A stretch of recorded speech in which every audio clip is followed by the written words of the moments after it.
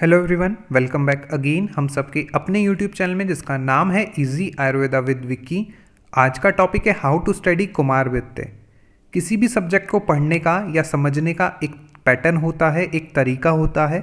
अगर हम उस पैटर्न के ज़रिए उस सब्जेक्ट को पढ़ते हैं तो हमें अच्छे से समझ भी आता है और हम एग्ज़ाम में अच्छा स्कोर भी कर सकते हैं। तो आज हम कुमारवित्ते को कैसे पढ़ना है, क्या पढ़ना है, कौन कौन से ऐसे टॉपिक्स हैं जिसको आपको ज़्यादा एम्फेसिस देना है, कौन कौन से ऐसे टॉपिक्स हैं जिसको आप स्किप भी कर सकते हैं according to exam point of view से, तो वो सारी चीज़ें आज हम इस वीडियो में देखने वाले हैं। तो आइए स्टार्ट करते हैं। स्टार्ट करने से पहले मेरी एक रिक्वेस्ट है कि जिसने भी अभी तक चैनल को सब्सक्राइब नहीं किया है वो प्लीज़ सब्सक्राइब कर लें ताकि आने वाली वीडियो की नोटिफिकेशन आप सभी को मिल सके। आप अपने डाउट्स और क्वेश्चन मुझसे इंस्टा पर भी पूछ सकते हैं, मेरी लिंक डिस्क्रिप्शन में है, आप चेक कर सकते हैं। हाउ टू स्टडी कुमारवित्ते। जैसे कि हम सभी को पता है कि कुमारवित्ते का एक ही पेपर होता है और उस पेपर के दो पार्ट रहते हैं, पार्ट ए और part B. Both carry 50-50 marks each. तो पार्ट ए में जो हमें पढ़ना है वो हमें पढ़ना है कुमारवित्ते परिचर्या और बालक परिचर्या। आप सभी को पता है जो कुमारवित्ते का क्षेत्र है वो 16 वर्ष तक की आयु के जो बालक होता है वो सारे कुमारवित्ते के अंदर आते हैं। तो 16 वर्ष तक की आयु की जितने भी परिचर्या होगी, 16 वर्ष की आयु तक जितने भी परिचर्या होती है वो हम पढ़ेंगे पार्ट ए में। और पार्ट बी में पढ़ेंगे हम सामान्य चिकित्सा सिद्धांत एवं बाल रोग। उन 16 वर्ष तक के बच्चों में होने वाले रोग और उनकी चिकित्सा हम पढ़ेंगे पार्ट बी में। तो आइए पहले पार्ट ए से स्टार्ट कर लेते हैं जो है हमारा 50 मार्क्स का। सबसे पहले हमें अपने सिलेबस को छोटे छोटे पार्ट्स में डिवाइड कर देना है। देखो, मैंने 4 पॉइंट के बाद एक सिंपल सी लाइन ड्रॉ करी है, मतलब मेरा एक छोटा पार्ट तैयार हो गया। उसके बाद हम आगे देखते जाएंगे कि मैंने छोटे छोटे पार्ट्स में अपने सिलेबस को डिवाइड कर रखा है। वैसे ही आपको भी करना है, क्योंकि आपने देखा होगा जब हम कोई वेब सीरीज देखते हैं तो उसमें छोटे छोटे पार्ट्स होते हैं ना, तभी हमें वो इंटरेस्टिंग लगती है।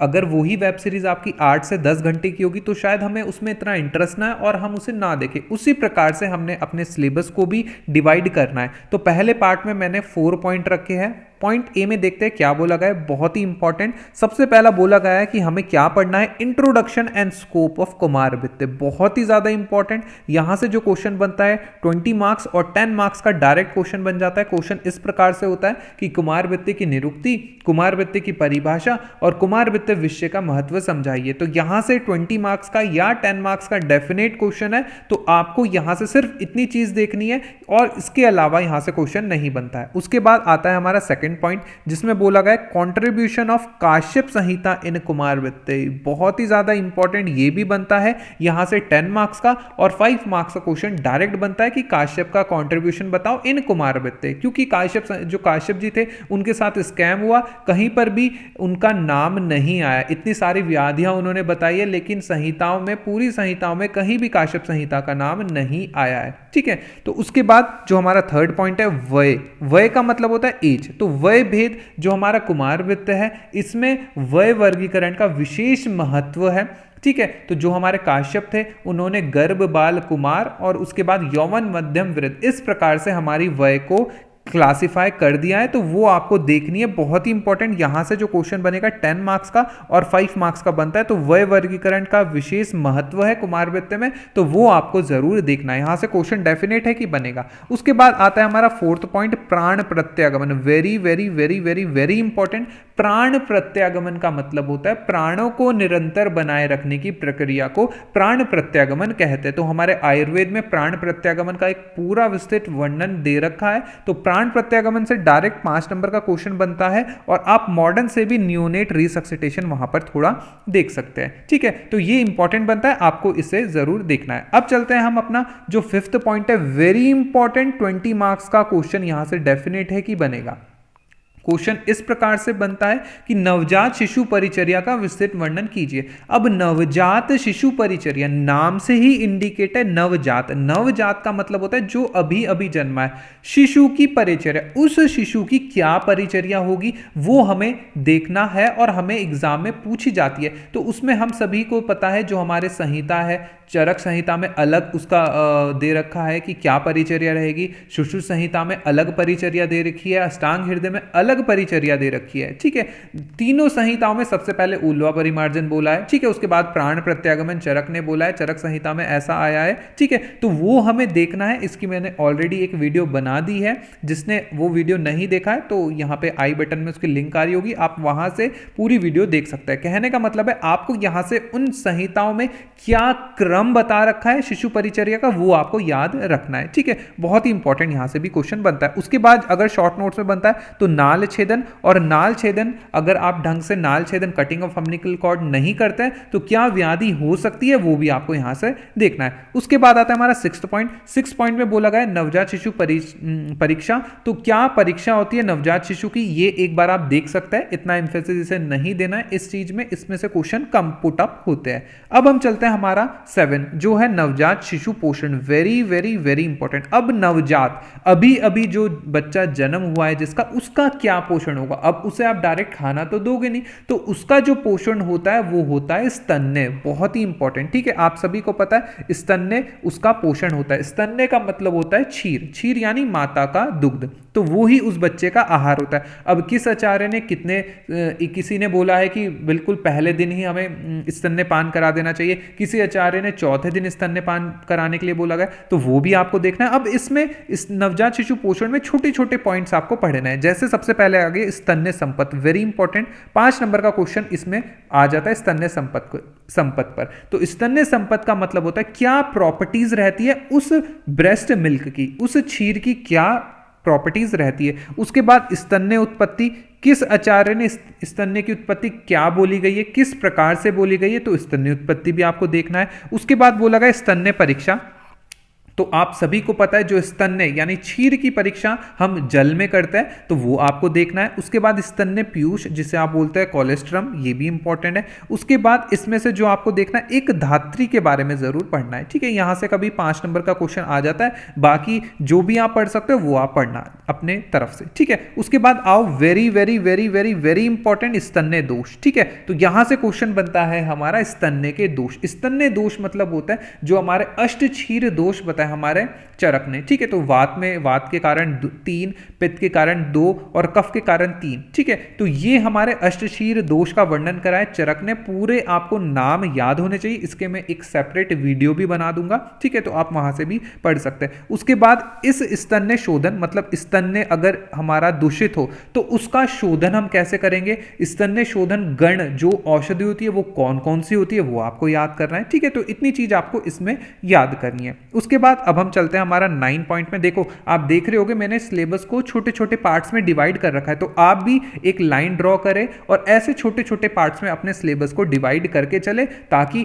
आप एक अच्छे प्रकार से समझ भी पाए और आपको आसान भी लगे ये कुमारवृत्तें, ठीक है। उसके बाद देखो गर्भ वृद्धि विकास क्रम, तो ये आप सभी को पता है गर्भ वृद्धि विकास क्रम वही हमारा आ जाता है मासानुमासिक परिचर्या या मासानुमासिक वृद्धि ऑफ गर्भ, ठीक है। तो वहां पर प्रथम मास में क्या होता है, द्वितीय मास में क्या होता है, तृतीय मास में क्या होता है, तो ये ऑलरेडी आपने पढ़ लिया है फर्स्ट ईयर में अपने, तो वहां से यहां पर एक बार आपको रीडिंग लगानी है, ठीक है। जैसे प्रथम मास में कलल, द्वितीय मास में घन, तृतीय मास में पंचपिंडिका, ठीक है। तो ये ऐसी ऐसी चीजें आपको पढ़नी है गर्भ वृद्धि विकास क्रम से। उसके बाद हम आगे चलते हैं वेरी इंपॉर्टेंट पोषण, ठीक है। अब पोषण पे भी क्वेश्चन बनता है, यहां से डेफिनेट है कि 20 मार्क्स का क्वेश्चन बन जाता है, 10 मार्क्स का क्वेश्चन बन जाता है। तो अब पोषण क्या न्यूट्रिशन रहता है, तो न्यूट्रिशन क्या होता है, उसके कॉम्पोजिशन, उस फूड में क्या क्या होना चाहिए, कितना प्रोटीन होना चाहिए, कितना फैट होना चाहिए, कितना वाटर होना चाहिए, वो आपको देखना है। उसके बाद हमारा चलता है 11 पॉइंट, वेरी इंपॉर्टेंट, यहां से क्वेश्चन डेफिनेट है 10 मार्क्स का और 5 मार्क्स का।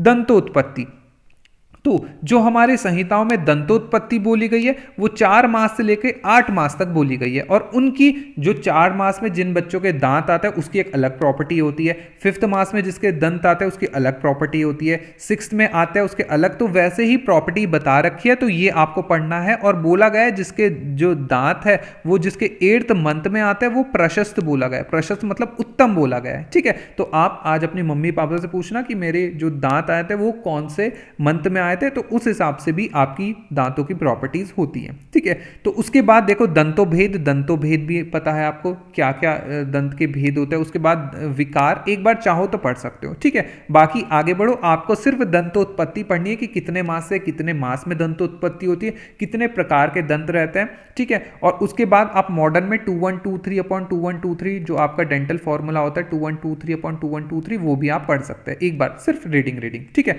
अब आगे बढ़ते हैं। अब आता है हमारा व्याधि क्षमत्व। ठीक है, तो व्याधि क्षमत्व आप सभी को पता है, इम्यूनिटी तो पहले से पढ़ते आ रहे हो, ओज फर्स्ट सेकंड थर्ड ईयर से पढ़ते आ रहे हो, फर्स्ट ईयर में पढ़ा था, सेकंड ईयर में पढ़ा था, तो ये आप सभी को पता है। उसके बाद आता है हमारा वेरी वेरी वेरी वेरी, जितने इंपॉर्टेंट इसमें लगाने उतने इंपॉर्टेंट लगा दो, लेहन अध्याय। तो लेहन अध्याय की भी मैंने ऑलरेडी एक वीडियो बना रखी है, जितना उस वीडियो में बोला गया उतना आप यूजी लेवल के हिसाब से उतना आपके लिए काफी है। तो वो वीडियो की लिंक भी यहां पर आई बटन में कहीं पर आ रही होगी, तो आप वहां से उस वीडियो को देख सकते हैं। ठीक है, उसके बाद अब जो हमारा पार्ट ए का जो लास्ट टॉपिक बनता है वो है हमारे थोड़े से प्रोग्राम्स। यहां से कभी कभार हमारा 10 मार्क्स का या 5 मार्क्स का क्वेश्चन पुटअप हो जाता है। इसमें से जो आपको पढ़ना होता है RCH, वेरी इंपॉर्टेंट प्रोग्राम आपको पढ़ना होता है। उसके बाद जितने इंपॉर्टेंट लगाने न्यूट्रिशनल प्रोग्राम और नेशनल इम्यूनाइजेशन प्रोग्राम पे उतने इंपॉर्टेंट लगा दो। तो नेशनल इम्यूनाइजेशन प्रोग्राम बहुत ही इंपॉर्टेंट है, क्वेश्चन डेफिनेट है कि पूछा ही जाएगा, डेफिनेट है। अगर यहां पे पूछा ना जाए तो स्वस्थ वृत्त में आपका वहां पर पूछा ही जाता है। ठीक है, तो नेशनल इम्यूनाइजेशन प्रोग्राम का मतलब होता है हमारे जन्म के दौरान कौन सी वैक्सीन लगती है, उसके बाद हमारा 6 मंथ में, फिर उसके बाद जो नेक्स्ट मंथ है उसमें कौन कौन सी वैक्सीन लगती है, तो वो आपको डेफिनेट है कि पढ़ना ही पढ़ना है। तो नेशनल इम्यूनाइजेशन प्रोग्राम तो आता ही आता है कि आपके 9 मंथ में जैसे मीजल्स वैक्सीन लगती है, तो ये सारी वैक्सीन आपको देखनी है कि हमारे ड्यूरिंग बर्थ कौन सी लगती है, फिर 6 वीक में कौन सी लगती है, फिर 8 वीक में कौन सी लगती है, ऐसे करके फिर मंथ में कौन सी लगती है, फिर 5 ईयर में कौन सी लगती है और 16 ईयर में कौन सी लगती है। तो यहां तक 16 ईयर तक आपको वैक्सीन लगती है, तो वो आपको देखना है। ठीक है, तो आप सभी को भी पता है जो कुमार वित्त का क्षेत्र है वो हमारा 16 वर्ष तक होता है, तो हमें सिर्फ 16 वर्ष तक जो जो चीजें होती है वो हमें यहां पर पढ़नी होती है। तो ये था आपका पार्ट ए। ठीक है, अब हम चलते हैं अपने पार्ट बी की ओर। पार्ट बी को भी हमें उसी प्रकार से देखना है जैसे हमने पार्ट ए में पढ़ा था। तो सबसे पहले आपका टारगेट है कि आपको अपने पार्ट बी को भी वैसे ही छोटे छोटे पार्ट्स में डिवाइड कर देना है। तो देखो जैसे मैंने 3rd पॉइंट के बाद एक इसका ग्रुप बना दिया, उसके बाद 4th, 5th, 6th, 7th, 8th, 9th और 10th, इन्हें मैंने छोटे छोटे ग्रुप्स में डिवाइड करके इन्हें नंबरिंग दे दी है। तो ये important, very very very important होता है क्योंकि बच्चे यहां पर कंफ्यूज होते हैं। तो देखो जैसे मैंने यहां पर सिलेबस को डिवाइड कर रखा है, पहले आप उसी प्रकार से अपने सिलेबस को भी डिवाइड कर दे, उसके बाद फिर मैं आपको बताता हूं कि यहां पर आपको कैसे पढ़ना है। तो सबसे पहले हम स्टार्टिंग से चलते हैं, हमारा पार्ट बी। तो पार्ट बी में हमें जो पढ़ना होता है वो पढ़ना होता है सामान्य चिकित्सा। ठीक है, आप सभी को पता है हमें सामान्य चिकित्सा पढ़नी होती है और रोग। तो जो हमारे बाल रोग हैं उनकी सामान्य चिकित्सा हम पढ़ेंगे किसमें, पार्ट बी में। तो पार्ट बी में जो पहला पार्ट में हमारा पहला पॉइंट आ जाता है, ठीक है, तो पॉइंट 1 में बोला गया है कि बाल परीक्षा विधि एवं शिशु वेदना परिज्ञान, वेरी वेरी वेरी इंपॉर्टेंट। तो शिशु वेदना परिज्ञान जो वेदना अध्याय है, ठीक है, आप सभी को पता है वेदना अध्याय जो हमारे जिस अध्याय में 30 व्याधियों के बारे में बताया गया है वो आपको पढ़ना है, क्योंकि शिशु जो है वो बोल तो सकता नहीं है, अपने कष्ट को बता नहीं सकता है। तो ऐसा बोला गया है कि जो बच्चा जिस अंग को वो बार बार छूता है और स्पर्श करने पे बार बार रोता है उसमें उससे ज्यादा पीड़ा हो रही है। तो ये सारी चीजें हम वेदना अध्याय में पढ़ेंगे, वेरी इंपॉर्टेंट बनता है। 20 मार्क्स का क्वेश्चन पूरा वेदना अध्याय से यहां पर आ जाता है। तो आपको जो वेदना अध्याय में दी गई जितनी भी व्याधि है उन्हें आपको देखना है, याद करना है और उनके लक्षण आपको याद करने हैं।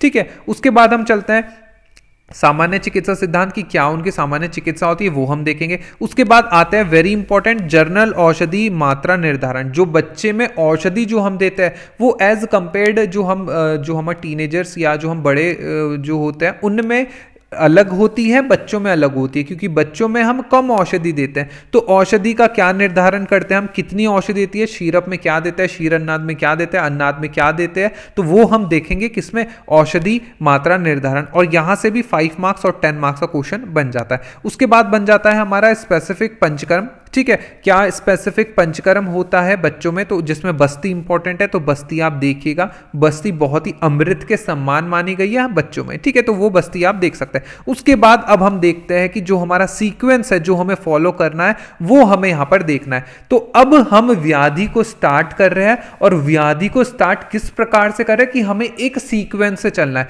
तो पहले आपने डिवाइड कर दिया होगा, पहला पॉइंट 2, 3, 4, 5 और 6 और 7, तो 7 पार्ट में आपने इनको डिवाइड कर दिया होगा। तो सबसे पहले देखो क्या बोला गया कि प्रसवकालीन अभिघात। अब अभी बच्चा जन्म हो रहा है, तो ड्यूरिंग बर्थ इंजरी क्या होगी। उसके बाद आगे चलो, उसके बाद सहज व्याधि यानी कंजेनाइटल डिसऑर्डर, ठीक है। कंजेनाइटल डिसऑर्डर कौन कौन से हो गए। उसके बाद जेनेटिक डिसऑर्डर, ठीक है, तो जेनेटिक डिसऑर्डर क्या है। उसके बाद हम आगे चलते हैं कि प्रसव उत्तर व्याधि। प्रसव उत्तर का मतलब है प्रसव उत्तर व्याधि का मतलब है नियोनेट डिसऑर्डर, ठीक है, जो जन्म के बाद जो होते हैं, ठीक है, उसे वो होते हैं हमें प्रसव उत्तरकालीन व्याधि, ठीक है, तो नियोनेट डिसऑर्डर। उसके बाद उसने क्या किया, स्तन्यपान करा, तो जो दूषित स्तन्यपान से व्याधि होगी वो हम देखेंगे, दूषित स्तन्यपान जन्य व्याधि। उसके बाद थोड़ी सी आगे की कंडीशन और आती है कुपोषण जन्य। अब उसे आप न्यूट्रिशन ही नहीं दे रहे हो, तो कुपोषण जन्य कौन कौन सी व्याधि आएगी वो हम देखेंगे। और उसके बाद जो आएगी लास्ट में जो 7 नंबर की हमारी व्याधि है वो है हमारी औपसर्गिक व्याधि है, इन्फेक्शनस डिजीज। तो देखिएगा ये सारी एक सीक्वेंस चल रही है। सीक्वेंस सबसे पहले हमने देखा प्रसवकालीन, ड्यूरिंग प्रसव जो आपकी इंजरी हो रही है वो है। उसके बाद सहज यानी जो कंजेनाइटल डिजीज है, ठीक है, जो बर्थ से ही हमारे प्रेजेंट है वो कौन सी है। उसके बाद जेनेटिक, कौन कौन से जेनेटिक डिसऑर्डर लेके बच्चा पैदा हुआ है। उसके बाद प्रसव उत्तर, जो प्रसव के बाद जो व्याधि हुई है उसे बोलता है नियोनेट डिसऑर्डर, मतलब जन्म होने के बाद। उसके बाद उसने क्या करा, स्तन्य का पान करा, और वो स्तन्य था दूषित, और दूषित स्तन्य पान जन्य कौन कौन सी व्याधि होगी फिर हम देखेंगे वो। उसके बाद आप उसे खाना ही नहीं दे रहे हो, कुपोषण जन्य कौन कौन सी व्याधि है, न्यूट्रिशन उसे प्रॉपर नहीं मिल रहा है, तो उसके कारण कौन कौन सी व्याधि होगी। उसके बाद हमारा जो 7 नंबर पे बनेगा वो बनेगा हमारा औपसर्गिक व्याधि। औपसर्गिक व्याधि मतलब इन्फेक्शन डिजीज। तो सबसे पहले आपको थोड़ा सा सिलेबस यहां पर याद करना है। तो देखो जैसे हम चलते हैं, हमारा जो मेन पॉइंट है वो हम चलेंगे अपना प्रसव उत्तरकालीन व्याधि पे, ठीक है, यानी ड्यूरिंग बर्थ इंजरी। इसमें आपको पढ़ना है श्वास अवरोध और उपशीर्षक, वेरी इंपॉर्टेंट, उपशीर्षक पे क्वेश्चन कभी कभार आ जाता है। तो सबसे पहले आपको यही पता होना चाहिए कि जो ये हमारा उपशीर्षक है, उपशीर्षक आपका प्रसवकालीन अभिघात है, मतलब बर्थ इंजरी है। इसमें आपको जो 2 व्याधि आती है वो है हमारा कैपेट सक्सीडेनम और सिफेलोहिमेटोमा, ठीक है, जिसमें आपका जो आपका हेड है उसमें क्या बन जाता है, हीम का मतलब होता है ब्लड भर जाता है, ठीक है। तो ये आपको पढ़ना है। उपशीर्षक बहुत ही इंपॉर्टेंट है, क्वेश्चन बनेगा उपशीर्षक से अगर प्रसवकालीन अभिघात से क्वेश्चन बनता है। उसके बाद अर्ब पैरालिसिस देख सकते हैं आप, और फेशियल पैरालिसिस एक बार सिर्फ रीडिंग इसमें देख सकते हो। अब आओ अपने सेकंड वाले पे जो है हमारा कंजेनाइटल डिसऑर्डर। कंजेनाइटल डिसऑर्डर में आपको जो देखना है सहज हृदय विकार, ये आप देख सकते हो। उसके बाद जो आप देख सकते हो वो आप देखोगे ये वाला क्लेफ्ट प्लेट या खड्ड तालु, ठीक है, क्लेफ्ट प्लेट पे भी क्वेश्चन बनता है, आपको ये भी देखना है शॉर्ट नोट्स के लिए, सिर्फ शॉर्ट नोट्स के लिए, ठीक है। उसके बाद जल शीर्षक, ठीक है, जल शीर्षक जिसमें सिर में आपके पानी जमा हो जाता है, जिसे हाइड्रोसिफेलस भी बोलते हैं, ठीक है, तो वो भी आपको यहाँ पर पढ़ना है। सिर्फ इतनी चीजें, बाकी जो मर्जी चाहो आप वो पढ़ सकते हो, आप जो मर्जी चाहो वो पढ़ो अपनी तरफ से, मुझे जो चाहिए मैं आपको निकाल के दे रहा हूं, ठीक है। उसके बाद आओ genetic disorder, very important, 5 number का क्वेश्चन डेफिनेट है जेनेटिक डिसऑर्डर से। तो ये आप सभी ने पहले से ही पढ़ रखे, कोई नई चीज नहीं है। Down syndrome, Turner syndrome, muscular dystrophy, sickle cell anaemia भी इंपॉर्टेंट बनता है, थैलेसीमिया और सहज मधुमेह। तो यहां से सारी व्याधि पढ़नी है, कोई नहीं छोड़ना है, यहां से सबसे क्वेश्चन बनता है सिर्फ शॉर्ट मार्क्स का, ठीक है। शॉर्ट मार्क्स मतलब आपके 5 नंबर या आपके 2 नंबर 5 नंबर में यहां से क्वेश्चन बनेगा। तो जेनेटिक डिसऑर्डर कोई नहीं छोड़ना है, सारे आपको पढ़ना है, Down syndrome, Turner syndrome, muscular dystrophy, sickle cell anaemia, thalassaemia और सहज मधुमेह, ठीक है। अब हम चलते हैं, हमारा जो 4th पॉइंट है वो है हमारा प्रसव उत्तर व्याधि यानी नियोनेट डिसऑर्डर। उसमें जो आपको पढ़ना है नवजात कामला, ठीक है, ये आप सभी को हुआ होगा, ठीक है, मुझे भी हुआ था नवजात कामला, मुझे मम्मी बताती थी, तो सबको होता है, मतलब मैक्सिमम बच्चों में नवजात कामला होता है, मुझे भी हुआ था, इसलिए मुझे याद है नवजात कामला, ठीक है। उसके बाद देखोगे आप नाभि रोग, ठीक है, नाभि रोग जो अम्बिलिकल कॉर्ड में इन्फेक्शन हो जाता है उसे आपको देखना है। बस इतनी चीजें आप निकालो मेरे लिए, बाकी जो आप पढ़ सकते हो वो आप पढ़ सकते हैं। ठीक है, उसके बाद आओ जो हमारा 5th पॉइंट है, दूषित स्तन्यपान जन्य व्याधि। अब जो माता का जो स्तन्य था वो दूषित था, उसका पान बच्चे ने करा, अब बच्चे में क्या क्या व्याधि होगी। ठीक है, तो उसमें जो आपने देखना है very very very very very very important, कुकुणक, कुकुणक और अहिपूतना दोनों। ठीक है, कुकुणक और अहिपूतना very very very very very important है। कुकुणक और अहिपूतना दोनों से क्वेश्चन बनता है हमारा 10 नंबर का और हमारा 5 नंबर का, दोनों मार्क्स का हमारा यहां से क्वेश्चन बन सकता है। तो ये आपने जरूर देखना है, अहिपूतना क्या होता है, नैपकिन रैशेस, ठीक है, इसमें क्या क्या लक्षण होते हैं, क्या इसकी ट्रीटमेंट होती है, सारी आपको देखना है। कुकुणक भी आपको देखना है। ठीक है, उसके बाद जो आप चाहो वो आप पढ़ सकते हो। उसके बाद आओ हमारा कुपोषण जन्य व्याधि, वेरी इंपॉर्टेंट। यहां से जो आपका बनता है कार्डशय, वेरी इंपॉर्टेंट। कार्डशय आप सभी को पता है, पतले कमजोर हो जाते हैं। ठीक है, उसके बाद फक रोग, वेरी इंपॉर्टेंट। बाल शोष, ये भी इंपॉर्टेंट है। और परिगर्भ, ठीक है, प्रोटीन एनर्जी माल न्यूट्रिशन पे क्वेश्चन बनता है 20 मार्क्स का, वेरी इंपॉर्टेंट। ठीक है, बाकी हम आपका फक रोग आपको देखना है, बाल शोष देखना है, कृष, ठीक है, कृष, ये सारी चीजें देखनी है। और प्रोटीन एनर्जी माल न्यूट्रिशन, ठीक है, जिसमें क्वाशिकोर वगैरह ये सारी व्याधि आ जाती है। ठीक है, तो ये आपने देखनी है, डेफिनेट है कि क्वेश्चन बनेगा। अगर यहां से कुपोषण जन्य व्याधि से आता है तो प्रोटीन एनर्जी माल न्यूट्रिशन तो आपको देखने के लिए वहां पर मिलेगा ही मिलेगा। उसके बाद जो हमारा लास्ट व्याधि है वो आ जाता है हमारा औपसर्गिक व्याधि, जिसे हम इन्फेक्शनल डिजीज भी बोलते हैं। उसमें कुछ मैं अपनी तरफ से बताता हूं जो मुझे चाहिए, बाकी आप जो मर्जी चाहो वो पढ़ना। जो मुझे चाहिए वो व्याधि है आपकी, देखना। सबसे पहले बन जाता है हमारा मसूरी का, ठीक है, जिसे आपको बोलते हैं चिकन पॉक्स। उसके बाद आप कृमि रोग, वेरी इंपॉर्टेंट, कृमि रोग। ठीक है, कुकुर खास, वेरी इंपॉर्टेंट, कुकुर कास भी आपको देखना है। उसके बाद आप देख सकते हो ज्वर, टाइफाइड, बहुत ही इंपॉर्टेंट है, राजक्षमा। इतनी चीजें मुझे चाहिए, बाकी जो आप पढ़ सकते हो वो आप पढ़ना। ठीक है, इसमें आप एक बार मीजल्स भी देख सकते हो, जो मीजल्स की वैक्सीन आप सभी को पता है 9th मंथ में लगती है, तो मीजल्स पे भी कभी कभार क्वेश्चन आ जाता है। तो इतनी चीजें मुझे चाहिए, बाकी जो आप पढ़ सकते हो वो आप पढ़ सकते हो। ठीक है, तो हमने देखा जो पार्ट बी में आपको पढ़ना है, हम बाल रोग के बारे में पढ़ेंगे और उनकी चिकित्सा के बारे में पढ़ेंगे। इसमें सबसे पहले आपको देखना है वेदना अध्याय। वेदना अध्याय में 30 व्याधि बोली गई, वो आपको पढ़नी है। उसके बाद औषध मात्रा देखना है कि बच्चों में औषधि की कितनी मात्रा, जो शीरप बच्चे होते हैं उसमें क्या देंगे, शीर अन्नाद में क्या देंगे, अन्नाद में कितनी मात्रा देंगे हम, ठीक है, कितनी डोज देंगे। उसके बाद हमने 7 कैटेगरी बनाई पार्ट बी में। ठीक है, तो 7 कैटेगरी में सबसे पहले सीक्वेंस से हम देख रहे हैं। सबसे पहले बर्थ इंजरी, उसके बाद कंजेनाइटल, उसके बाद जेनेटिक, उसके बाद बर्थ के बाद यानी न्यूनेट डिसऑर्डर, उसके बाद हम दूषित स्तन्यपान जन्य व्याधि देख रहे हैं, उसके बाद हम क्या देख रहे हैं, न्यूट्रिशनल डिसऑर्डर, और लास्ट में जो हमारा 7 पॉइंट है वो इन्फेक्शन डिजीज। तो जितनी डिजीज मैंने इसमें बताई है उन सबको आपको देखना है, वहां से क्वेश्चन बनता है। उतनी चीज तो मुझे चाहिए ही चाहिए, बाकी जो आप पढ़ सकते हो वो आप पढ़ सकते हो। ठीक है, उसके बाद आता है हमारा श्रोतस विकार, जो हमारा लास्ट में बनता है। ठीक है, तो श्रोतस विकार भी आप देख सकते हो। इसमें जो प्राणवश श्रोतस आएगा, अन्नवश श्रोतस आएगा, रसवश श्रोतस आएगा, रक्तवश श्रोतस आएगा, मांसवश श्रोतस और मूत्रवश श्रोतस। तो इसमें मैं कुछ जो इंपॉर्टेंट व्याधि है वो मैं आपको कराऊंगा, जिसमें है प्रतिशय, वेरी इंपॉर्टेंट, आप सभी को पता है, कास और श्वास। ठीक है, तो प्रतिशय, कास और श्वास ये आप देखेंगे। उसके बाद तमक श्वास, वेरी इंपॉर्टेंट बनता है, तमक श्वास भी आपको देखना है। उसके बाद जो आपको देखना है वो अन्नवश श्रोतस, अन्नवश श्रोतस में अजीर्ण देखेंगे आप, अतिसार देखेंगे। ठीक है, बस इतनी चीज मुझे चाहिए, बाकी जो आप पढ़ सकते हो वो आप पढ़ सकते हो। ठीक है, उसके बाद रक्तवशोतस, रक्तवशोतस में वेरी इंपॉर्टेंट मृद भक्षण जन्य पांडु, वेरी इंपॉर्टेंट मृद भक्षण जन्य पांडु आप सभी ने ऑलरेडी पढ़ रखा है, मिट्टी खाने से। ठीक है, तो मिट्टी खाने से जो पांडु होता है, ये मिट्टी बच्चे ही खाते हैं, तो जब वो बच्चे मिट्टी खा लेते हैं तो पांडु रोग होता है, तो वो आपको जरूर देखना है, मृद भक्षण जन्य पांडु। यहां से डेफिनेट है कि क्वेश्चन शॉर्ट मार्क्स में पूछा जाए। उसके बाद रक्तवशोतस, कामला, एक ही व्याधि कामला, वेरी इंपॉर्टेंट, कामला आपको पढ़ना है। उसके बाद मांसवर्षोतस में जो पढ़ सकते हो वो पढ़ना। मूत्रवर्षोतस में वेरी इंपॉर्टेंट जो आता है हमारा नेफ्रोटिक सिंड्रोम। ठीक है, नेफ्रोटिक सिंड्रोम में क्या होता है, जो यूरिन से हमारा ज्यादा एक्सेस अमाउंट में प्रोटीन निकलता है, उससे में आपने देखना है, यहां से शॉर्ट नोट्स आता है नेफ्रोटिक सिंड्रोम से। ठीक है, उसके बाद देखो, उसके बाद सेकंड पे आओ, जो पढ़ सकते हो वो आप पढ़ना। उसके बाद बिहेवियर डिसऑर्डर देखो, जो पढ़ सकते हो वो पढ़ना। ठीक है, इसमें बिहेवियर डिसऑर्डर में एक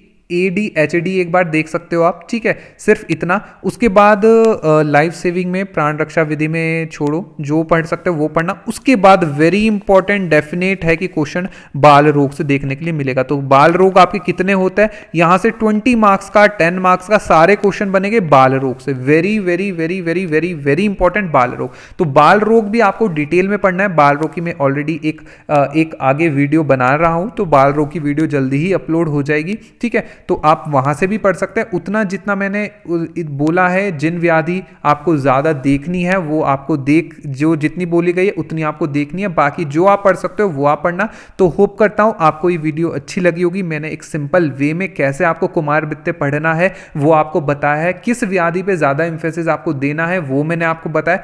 बहुत सी व्याधि मैंने छोड़ी भी है, तो वो आप स्किप कर सकते हो according to exam point of view से।